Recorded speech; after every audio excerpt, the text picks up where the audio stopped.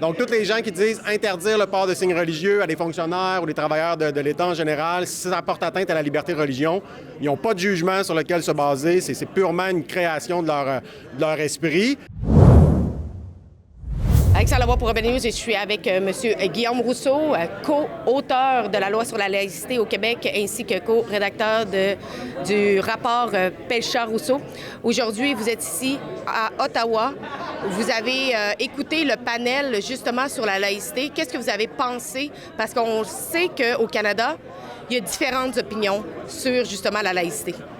Oui, il y avait plein de choses intéressantes. Jean-Christophe Jasmin a expliqué un peu, même s'il n'est pas nécessairement d'accord avec toute la loi sur la laïcité, je pense qu'il l'a bien présenté du point de vue québécois avec des éléments d'histoire. Fait que c'était super bien pour l'audience là, qui vient en grande partie des autres provinces. Puis là, ensuite, il y avait un peu une présentation qui disait que la loi forcément violait la liberté de religion. Ce avec quoi je suis pas du tout d'accord. J'ai plaidé l'inverse là, jusqu'en Cour suprême. Donc, en gros, l'argument qu'on fait et en lequel je crois absolument, c'est que il n'existe pas une telle chose qu'un droit pour les fonctionnaires de pratiquer leur religion au travail. Ça n'existe pas. Il n'y a pas de jugement qui dit ça. Donc, tous les gens qui disent interdire le port de signes religieux à des fonctionnaires ou des travailleurs de l'État en général, si ça porte atteinte à la liberté de religion, ils n'ont pas de jugement sur lequel se baser. C'est purement une création de leur esprit. En fait, il existe même un jugement à l'effet contraire. Dans l'affaire Mouvement laïque québécois contre Saguenay, la Cour suprême du Canada, à l'unanimité, a dit un fonctionnaire, un représentant de l'État qui pratique sa religion au travail porte atteinte à la liberté de conscience, au droit à l'égalité des citoyens qui ne partagent pas sa religion. Donc, là-dessus, pour moi, c'est clair. En fait, ce qui porte atteinte à la liberté de religion, liberté de conscience, dans la loi 21, c'est les droits acquis. Donc, le fait qu'on dit, si vous étiez là avant l'adoption de la loi, on vous permet de porter votre signe religieux, de pratiquer votre religion, donc, au travail. Puis ça porte atteinte à la liberté de religion, par exemple, des élèves, de leurs parents. Alors, c'est ça que j'aurais aimé dire. Bon, il n'y avait pas de période d'échange, mais c'est un point de vue qu'on entend souvent. Fait qu'il y avait cette partie-là du panel avec laquelle j'étais moins d'accord, mais sinon, c'était un très bon panel. On sait qu'au Québec, la vaste majorité des Québécois sont en faveur de cette loi sur la laïcité-là. Certains disent qu'elle ne va pas encore assez loin. Qu'est-ce que vous en pensez? En fait, c'était probablement vrai en 2019 quand elle a été adoptée. Puis là, effectivement, avec Maître Christiane Pelchat, on a réalisé une étude sur l'application de la loi sur la laïcité, les difficultés. Puis finalement, il n'y en a pas tant, ça va bien l'application, mais il y avait des zones d'ombre, des endroits où la loi ne s'appliquait pas, comme par exemple dans les services de garde subventionnés, les CPE et tout. Et là, on a compris qu'il y avait des enjeux là, donc on a proposé des modifications et le projet de loi 9 a été adopté. Et maintenant, la loi sur la laïcité, elle va plus loin. Donc, je pense qu'on a trouvé un équilibre. Évidemment, il y a toujours des améliorations possibles, mais j'aurais l'impression qu'on peut peut-être laisser la nouvelle version de la loi s'appliquer quelques années, refaire peut-être une étude dans quelques années, voir s'il y a encore des petits boulons à resserrer. Mais a priori, je pense qu'on a atteint un bel équilibre avec la loi 21 modifiée par la loi 9. Parce qu'on sait que là, les prières de rue étaient comme inclus dans cette nouvelle réforme-là de la loi sur la laïcité. Sauf que ce qu'on a vu jusqu'à maintenant, c'est que cette loi-là n'a pas été encore appliquée. Pensez-vous qu'il y aurait peut-être une zone grise où, mettons, les municipalités pourraient choisir d'être plus laxistes sur cette loi-là? Effectivement. Donc, le choix dans la loi, c'est de dire que ça relève des municipalités.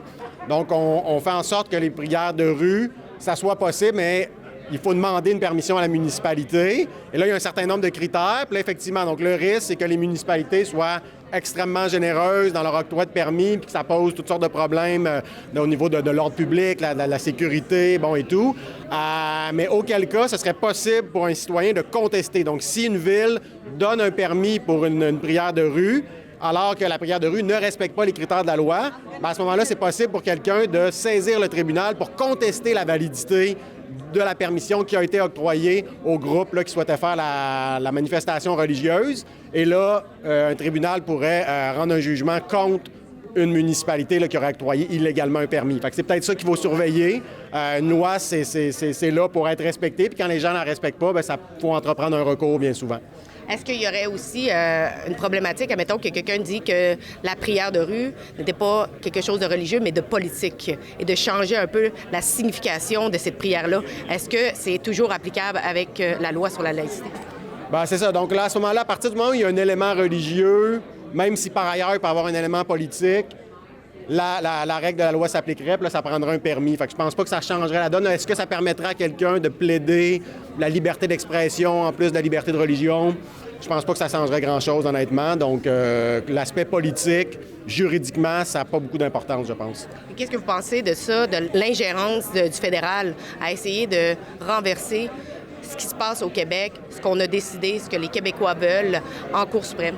Oui, ça, c'est très déplorable parce que, dans le fond, le fédéral, il a ses compétences. Puis s'il décide que les fonctionnaires fédéraux peuvent porter des signes religieux, pratiquer leur religion au travail, bon, on peut être opposé à ça. On peut voter pour un parti politique fédéral qui veut changer ça, mais à quelque part, on respecte ça. Le gouvernement du Québec respecte ça. Donc, de voir qu'il n'y a pas de réciprocité, que le fédéral veut s'ingérer dans les compétences du Québec. Là, les fonctionnaires de l'État québécois. Là. Il n'y a rien de plus de compétences québécoises que ça. On est au cœur des compétences du Québec. Et là, le fédéral s'en mêle devant des tribunaux dont les juges sont de nomination fédérale, avec l'argent public, le procureur général du Canada, des commissions scolaires anglophones qui, parfois, sont financées aussi par un fonds fédéral. Donc, tout ça c'est beaucoup d'ingérence et c'est vraiment pas l'idéal, considérant qu'il y a eu un débat au Québec. Les gens qui étaient opposés à la loi sur la laïcité ont été entendus en commission parlementaire, commission Bouchard-Taylor, nommez-les, ils ont été consultés et la démocratie a tranché. Je pense que ça doit être respecté. Si vous voulez soutenir notre journalisme indépendant, vous pouvez le faire via rebelfieldreports.com. Merci de nous soutenir. Merci de partager, de vous abonner surtout à notre chaîne YouTube et surtout, laissez un commentaire.